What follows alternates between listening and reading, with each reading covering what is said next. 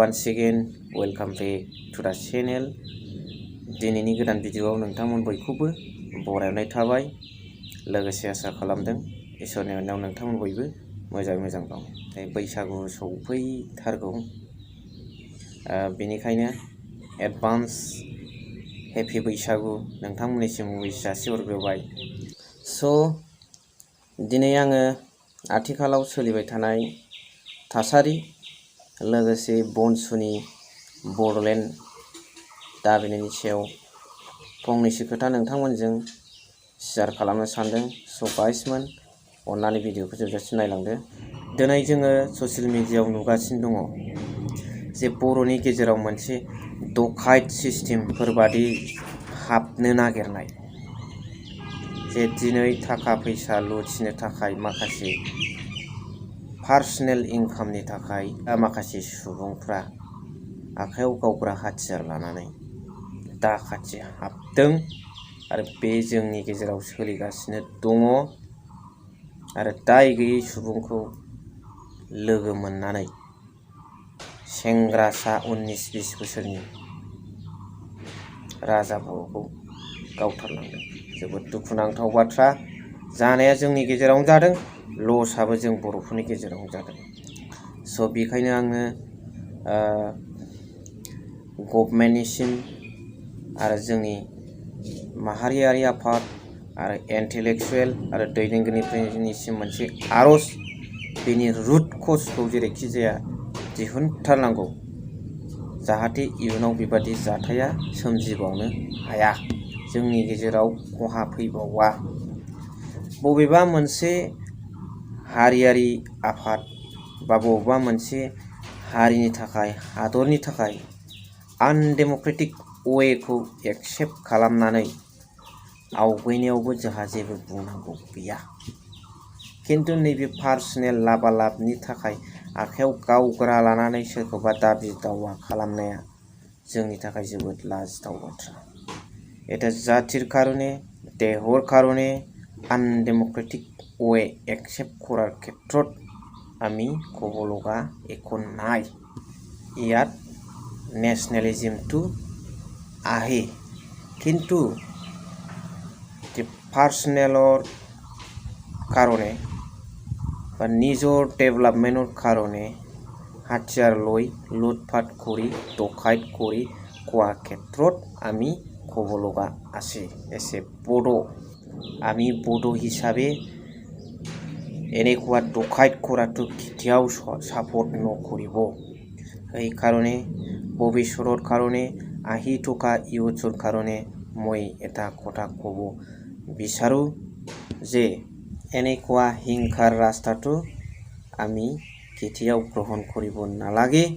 আৰু জীৱনত যদি কষ্ট পায় অথবা জীৱনত যদি চলিব লগা হয়, তেন্তে আমি কষ্ট কৰি খাব লাগিব বা জীৱনটো চলাই লৈ যাব লাগিব।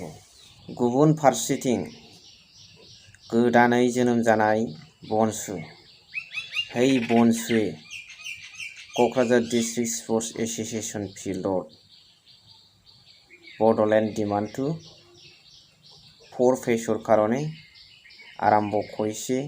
সেইটো আমাৰ কাৰণে শুভ দিন। যদি বনসুৱে ষ্টেপ বাই ষ্টেপ এনেকুৱা যদি পাব্লিক ইণ্টাৰেষ্টৰ কাৰণে, ৰাইজৰ উন্নতিৰ কাৰণে, জাতিৰ উন্নতিৰ কাৰণে কাম কৰিবলৈ যদি ওলাইছে, তেতিয়াহ'লে নিশ্চয় পাব্লিক ছাপৰ্টটো পাই যাব বুলি মই আশা কৰিছোঁ। गोजोनथाव बाथ्रा गाइसमोन बनसुनि बेबायदि हाबा मावनाया। मोनसे आन्दलनखौ जागायनो थाखाय गोलाव सम नेनायनि गोनांथि गैया। जे बेनि थांखि, नोजोर आरो हाबाफारिफ्रा रायजोनि, जातिनि, देशनि जौगानायनि थाखाय जानांगौ। लोगोसे बेनि लामाया गोथों पाब्लिक इन्टारेस्टआव जानांगौ। अब्लानो जोङो जायखिजाया आन्दलनखौ जायखिजाया दिनावनो जागायनो हायो आरो बिनि थाखाय गोलाव सम नेनायनि गोनांथि गैया। स' बे नोजोरखौ बोनानै बनसुआ दिनै थाबैनो बड'लेण्ड बिनायखौ जागायदों 4 फेजनि थाखाय गोजोनथाव बाथ्रा। स' बड'लेण्ড দাবী কৰাৰ কাৰণে দীঘলীয়া সময় আমি ৱেইট কৰিব নালাগে। অকল ভিজন আৰু টাৰ্গেটটো ঠিক হ'ব লাগে, পাব্লিক ইণ্টাৰেষ্টৰ হ'ব লাগে, জাতিৰ উন্নতি, দেশৰ উন্নতি, ৰাইজৰ উন্নতি, সেই কথাবিলাক থাকিব লাগে। এই গোটেইখিনি কথাবিলাক যদি থাকে ইয়াত কোনো দীঘলীয়া সময় ৱেইট কৰাৰ কথাটো নাহে। যিকোনো সময় তাৰিখত আমি এনেকুৱা আন্দোলনটো আৰম্ভ কৰিব পাৰে। ঠিক সেই ধৰণত বনছুৱে সোনকালে বড'লেণ্ড দাবী কৰাটো 4 ফেজৰ কাৰণে আৰম্ভ কৰিছে। ইয়াৰ কাৰণে বনছুত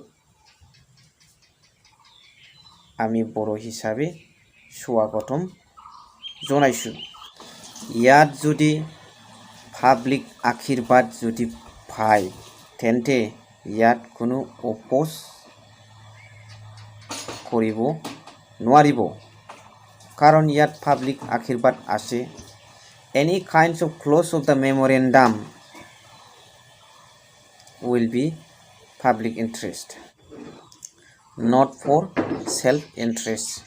Self-interestৰ কাৰণে যদি এনেকুৱা কামটো আৰম্ভ কৰিলে ইয়াত কোনো ছাকচেছটো নহ'ব। কিন্তু ইয়াত মই এটা কথা স্পষ্ট কৰিব বিচাৰিছোঁ যে বনছুত ৱেলকাম কৰা মানে বেলেগত নেগলেক্ট কৰা এইটো নহয়। আমাৰ পাব্লিকৰ কাৰণে every organisation is equal for us. আমাৰ কাৰণে প্ৰতি সংগঠনে সমান।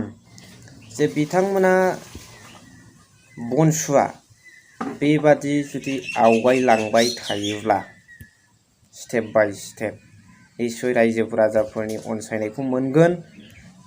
लोगोसे बर'नि जे प्रेजेन्टआव सोलिबाय थानाय थासारि बेफोरबादि थासारिखौबो दबथायलांनो बिथांमोना हागोन होननानै आङो आसा खालामनानै दिनैनि भिडिअखौ दोनथ'नाय जाबाय। स' थेंक इउ भेरि माच फर वाचिं। लाभ इउ अल।